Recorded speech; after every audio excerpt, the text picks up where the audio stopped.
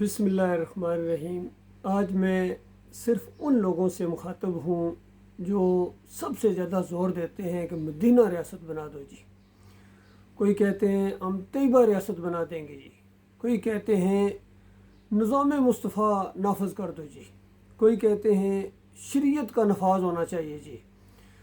یہ سارے لوگ کان کھول کر سن لیں، اور دوسرے جتنے ان کے سپورٹر ہیں، ان کے فالوورز ہیں، ان کے ووٹرز ہیں، ان کے پیروکار ہیں، جو مرضی ان کے مرید ہیں، وہ سارے ان کو سمجھاؤ کہ کیوں وہ بات کرتے ہو، کیوں وہ بات کہتے ہو جو کرتے نہیں۔ اور پھر لوگوں کو کہتے ہیں کہ نبی علیہ السلام کی زندگی کو اپناؤ، نبی علیہ السلام کی سیرت کو مدرسوں میں نافذ کر دو، اسکولوں میں پڑھاؤ، اور خود نبی علیہ السلام کی سیرت اختیار کرنے کے لیے تیار نہیں ہے۔ پوری زندگیاں ان کی گزر گئیں، 50-60 سال سے اوپر ہو گئے، کچھ تو 70 سال تک پہنچ گئے ہیں، لیکن پوری زندگی نبی علیہ السلام کی زندگی کو نہیں اپنا سکے ہیں۔ اس کا صاف مطلب ہے کہ خالص دنیا داری کے لیے اسلام کی بجائے اسلام آباد کے لیے وہ یہ مذہبی کارڈ کھیلتے ہیں۔ بتاؤ تمہیں کس نے روکا ہوا ہے؟ سب سے پہلے تم نے خود اپنے اوپر سیرت کو نافذ کیوں نہیں کیا ہے؟ اور نبی صلی اللہ علیہ وآلہ وسلم کی جو سنت ہے، وہ سب سے پہلی سنت جانتے ہو کیا ہے؟ تمام انبیاء کی سنت، آخری نبی محمد صلی اللہ علیہ وآلہ وسلم کی سنت وہ یہ ہے کہ اللہ کو اکیلا مانا جائے، توحید کو اختیار کیا جائے، اور اللہ کے علاوہ جتنا یہ شرک ہو رہا ہے، چاہے مورتی پوجا ہو، چاہے مزار پوجا ہو، چاہے گھمت پوجا ہو، ملک کی پوجا ہو، وطن کی پوجا ہو، گھوڑے کی پوجا ہو، گائے کی پوجا ہو، پیر کی پوجا ہو، یا کسی امیر کی پوجا ہو، یا خطیب کی پوجا ہو، یا مولوی کی پوجا ہو، اس دائرے سے کب نکلو گے؟ جب تک اس دائرے سے نہیں نکلو گے، شرک کو نہیں چھوڑو گے، شرک کی رکھوالی نہیں چھوڑو گے، شرک کی حمایت نہیں چھوڑو گے، تم کبھی اسلام کا نام لینے کے حقدار نہیں ہو۔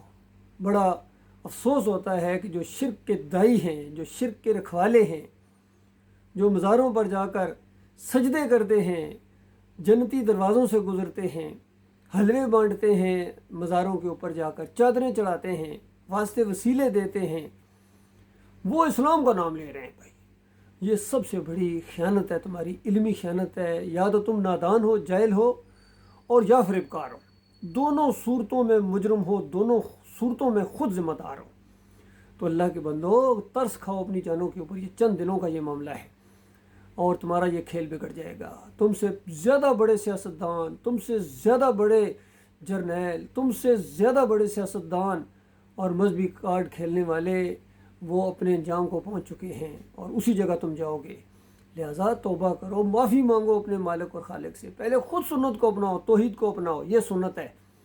اور پھر اس کے بعد دوسری سنت یہ ہے کہ اس ایمان کے اوپر جم جاؤ، پھر کسی کی نہ سنو۔ پھر تم اگر صحیح معنوں میں جم جانے والے ہو تو صحیح معنوں میں جم مرد ہو۔ یہ نہیں کہ باطل کے اوپر ہو، تم حق کے نعرے لگاؤ اور پھر کہو ہم جم گئے ہیں، ہماری استقامت بڑی ہے، آزمائشیں آئی ہیں، یہ آزمائشیں ہمیں اور مضبوط کریں گی، یہ آزمائشیں تمہیں اور شرک پر مضبوط کریں گی اگر تم نے ایمان اختیار نہ کیا۔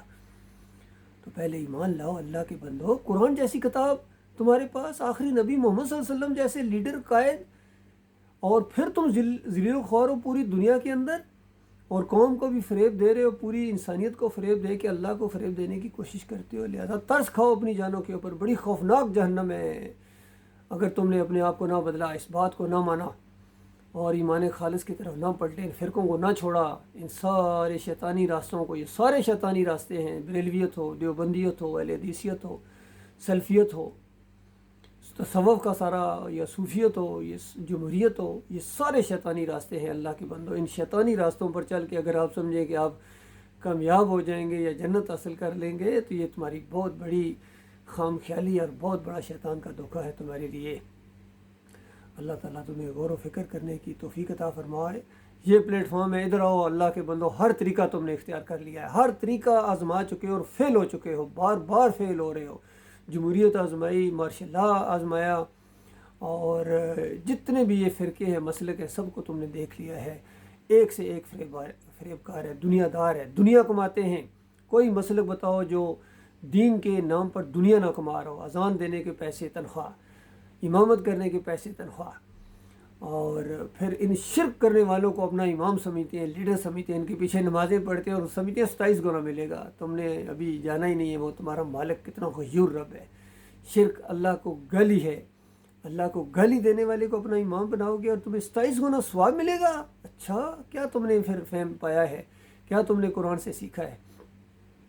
قرآن کے پہلے صفحے کے اوپر اللہ کی حمد و ثنا اور پھر اللہ کے ساتھ عہد و پیمان، ایاک نعبد و ایاک نستعین، اور پھر یا اللہ نیک لوگوں کے راستے پر چلا جن پر تو نے انعام کیا۔ بتاؤ جس راستے پر چل رہے ہو نیک لوگ اس راستے پر چلے تھے؟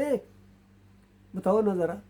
اللہ کے ساتھ عہد و پیمان کرنے والا، ایاک نعبد و ایاک نستعین، پھر کہے یا علی مدد، پھر کہے یا رسول مدد، پھر کہے یا حسین یا عباس، اور پھر امام ضامن باندھے، تعویذ باندھ کر ایاک نعبد و ایاک نستعین پڑھے، اور تعویذ اور امام ضامن باندھ کر، اور پھر مزار پر جا کر سجدہ کرے، ایاک نعبد و ایاک نستعین سے اپنی گفتگو کا آغاز کرنے والا، تقریریں کرنے والا، انٹرویو دینے والا۔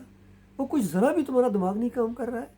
غور کرو، میں تمہارا بھائی ہوں، میں کوئی مولوی نہیں ہوں، پیر نہیں ہوں، کسی سیاسی جماعت کا میں کوئی نمائندہ نہیں ہوں، ممبر نہیں ہوں، میں خالص اللہ کا بندہ ہوں، اور ایمان کو میں سمجھ گیا ہوں، توحید کو میں سمجھ گیا ہوں، شرک کو میں پہچان گیا ہوں، اس ڈائن کو، اس چڑیل کو۔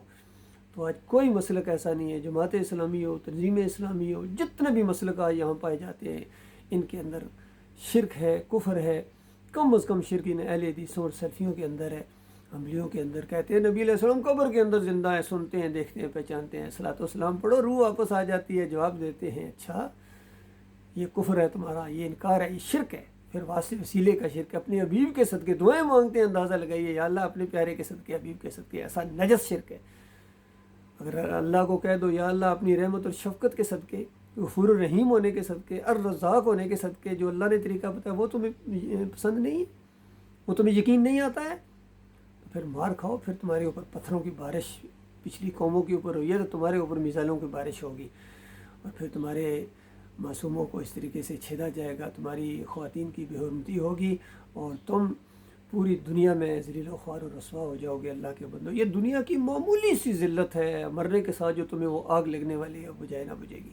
اللہ تعالیٰ اس خوفناک انجام سے تمہیں اپنی پناہ میں رکھے۔ اللہ ہمارے ملک کی حفاظت فرمائے، اور ہمارے بڑوں کو، جتنے یہ بڑے بنے ہوئے ہیں، ان کو اللہ تعالیٰ غور و فکر کرنے کی توفیق عطا فرمائے، اپنے دین کو سمجھے، صحیح دین کی طرف آؤ، اور اس جھوٹے شیطانی دینوں، ان مسلکوں سے، فرقوں سے نکلو، اللہ کے بندو ہمت کر کے نکلو۔